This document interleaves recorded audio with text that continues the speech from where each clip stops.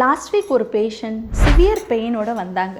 அவங்களுக்கு எக்ஸ்ரே எடுத்து பார்த்துட்டு அந்த வலிக்கிற பல்லுக்கு ரூட் கெனால் சஜஸ்ட் பண்ணோம். பேஷண்ட் எனக்கு ரூட் கெனால் வேண்டாம், எனக்கு சும்மா வெளியில் மட்டும் க்ளீன் பண்ணி அடைச்சி விடுங்கன்னு சொன்னாங்க. இந்த மாதிரி அடைக்கிறப்ப ஜெர்ம்ஸை உள்ளே வச்சு வெளில நம்ம அடைக்கிறப்ப அந்த இன்ஃபெக்ஷன் ஸ்ப்ரெட் ஆகி பேஷண்ட்டுக்கு முகம் வீங்கி அந்த பல்லை காப்பாற்ற முடியாமல் எடுக்கிற மாதிரி ஒரு சுச்சுவேஷன் ஏற்படலாம். அந்த பேஷண்ட் ரூட் கெனால் செலவை யோசிச்சு தாங்க சாதாரணமாக பல்ல அடைக்க சொன்னாங்க. உண்மைதாங்க, சாதாரணமாக பல்ல அடைக்கிறதோட ரூட் கெனாலோட எக்ஸ்பென்சஸ் ஜாஸ்தி தான். ஆனால் பல்ல எடுத்துட்டோம் அப்படின்னா ஆர்டிஃபிஷியல் பல்லோட எக்ஸ்பென்சஸ் ரூட் கெனால் பண்ணுற செலவோட ஜாஸ்தி ஆகிடும். அதனால தான் டென்டிஸ்ட் நாங்கள்லாம் பல்ல எடுக்காமல் ரூட் கெனால் பண்ணிக்கோங்கன்னு சஜஸ்ட் பண்ணுறோம்.